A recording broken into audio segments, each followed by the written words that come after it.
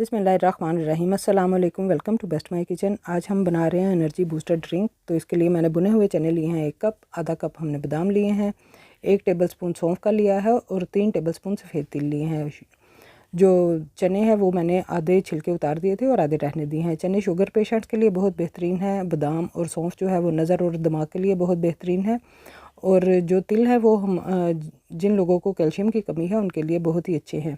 तो इन सब चीज़ों को मैंने ड्राई रोस्ट कर लिया है 1 मिनट के लिए लो फ्लेम पे। अब इनको ठंडा करने के बाद मिक्सी में डालेंगे और पीस लेंगे और इसका पाउडर बनाकर इसको एयर टाइट कंटेनर में डालकर आप महफूज कर सकते हैं।